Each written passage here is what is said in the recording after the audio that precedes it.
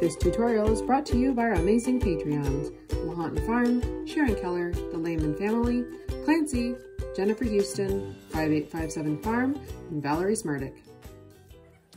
Today we're going to talk about something I hope doesn't happen to you when you're raising goats, but I want you to be prepared if it does. This doe had a C-section 5 days ago. Today she's doing well. She's got her ears up. She's chewing the cud. She's calm. She's not grinding her teeth. She's even accepted one of her babies. It's hiding over there. But that was not the case just a few days ago. This doe was in really bad shape, and it would have been actually quite easy to lose her, even though she had initially survived her C-section. So today I'm going to talk about what you need in your bag of tricks to give your doe their best shot at recovering from a C-section. So typically when your doe has a C-section, it was due to an emergency. She had trouble kidding, she couldn't get the kids out, your vet needed to open her up and get the kids out. So this is one of those situations where you really do need to be prepared ahead of time, because you never know when a birth is suddenly going to end up as a C-section, and there are some critical supplies you need to have on hand. Ideally, your vet will have given your doe her first dose of antibiotics. Antibiotics are absolutely necessary after a surgical procedure.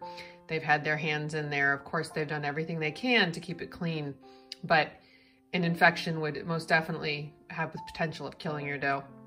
Our vet likes to use Exceed. This is a prescription. She has given us our own bottle, but often they will give them their first treatment of antibiotics at your vet and then send you home with the additional shots you might need to give. The next is going to be Banamine. Your doe is going to be in so much pain. At first, she will be okay. They usually have them unconscious during the procedure. When she first comes out, she won't really notice the pain, and then she'll start to feel really, really bad. For about 3 to 5 days, you're going to be giving your doe some kind of a painkiller. Banamine is the go-to. This is also a prescription. Hopefully you have some, or your vet gave you some.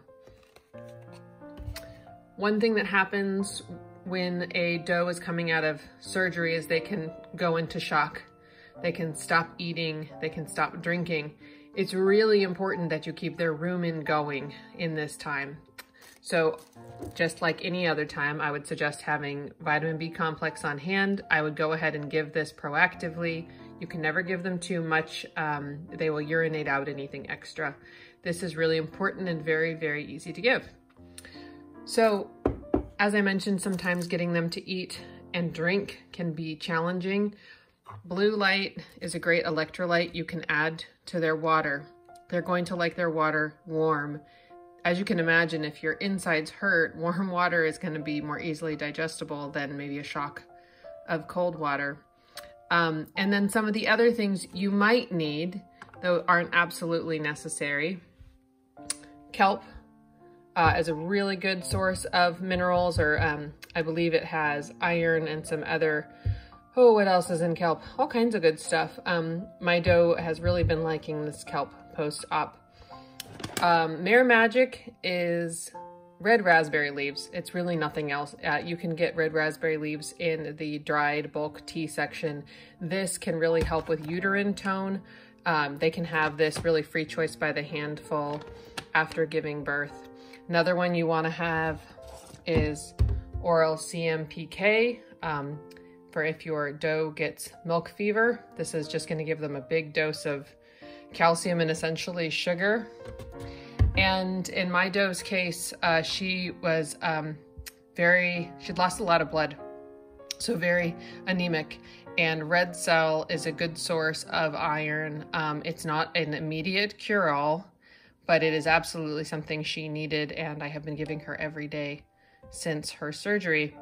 It goes almost without saying, but it's important to note, to give these things, you're going to need needles and syringes. These are 22 gauge needles. I am going to need a 1cc syringe, a 3cc syringe, and then a 20cc syringe is good to have on hand too for some of the medications that need larger dosaging. We also keep fluids on hand. These are lactated ringers. If you have a doe become dehydrated, this can be what saves her. It's a prescription as well, but I don't know. Most vets, if you let them teach you how to do it, there's not a whole lot you're going to hurt by having fluids on hand, and they can prescribe them to you. The other thing that she might need is a goat coat. I like these ones from Jeffers Pet. I believe they stay on really well. When they do that surgery, they're going to cut off about half of her fur on one whole side. And here we are in the middle of winter, and although she's in an enclosed building with heat lamps, your doe can easily get chilled, and we want to make her life as good as possible following surgery. So let's take a look at how we've set up the pen for best success. So when your doe gets home from her C-section, she's going to be very weak and wobbly on her feet. Often a C-section came after a very traumatic birth or labor that didn't go well, and your doe is absolutely exhausted and in a lot of pain. So keep them in a small, clean, dry space, no drafts. We have a heat lamp in here as well. Now, most does, not 100% of the time, but they won't acknowledge the babies that were born, if the baby survived, because they don't recognize them. They weren't there to lick them and dry them off. Now, if you bottle raise exclusively, that's not a problem for you. If you are hoping that mom is gonna take the kids, don't introduce them right away. Mom is too weak on her feet, and it's entirely possible she could smush them. That would be quite dangerous. So what we do is when we bring home the mom and the live kids, we put mom in one pen and her kids in the adjoining pen. Now, once mom comes to, her hormones generally will start to kick in, and she might have some baby talk and start wondering where her babies are. But mind you, those babies don't necessarily smell like her because they're dried off and they're clean, and she didn't do that.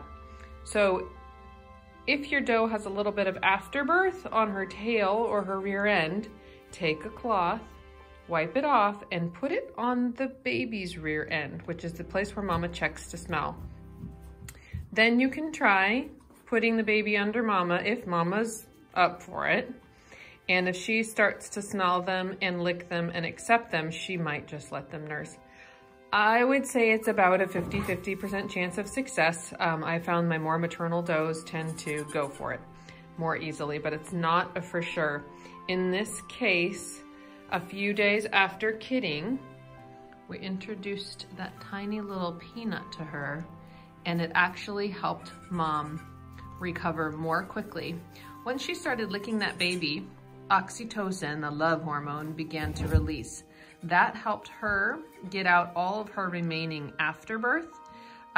Most of it had come out in the C-section, but she still had a little bit in there, so that helped expel that, and it also helped her milk come in. So when mom first comes home and she's feeling really badly, she's not going to want to eat.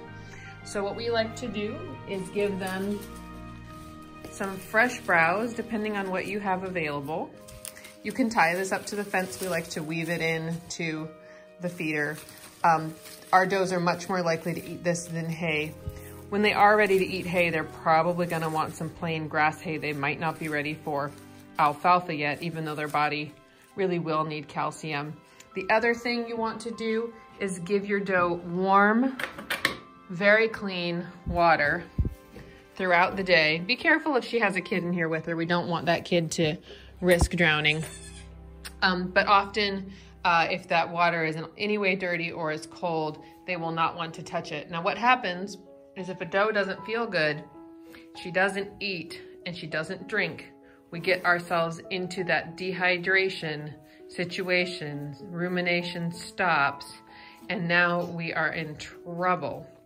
So this is why we want to offer the fresh browse, the warm water with electrolytes, especially at first when she first gets home, keeping that pain managed so she feels well enough to eat, get that vitamin B in mom so that her rumination continues, and really babying her along until she feels well enough to eat again. You're gonna wanna watch things like their temperature.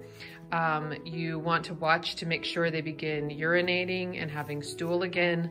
Having a clean pen helps you keep an eye on that. And I would say it's probably about a week before you really have your dough up and at them again. And then they'll be ready to have things like some nice rich alfalfa. We've just started to offer this dough some grain now that her milk is coming in.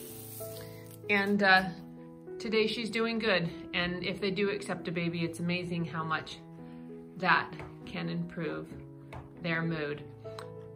Well, I hope that you don't have a C-section this kidding season or next kidding season, but I do hope that you're prepared.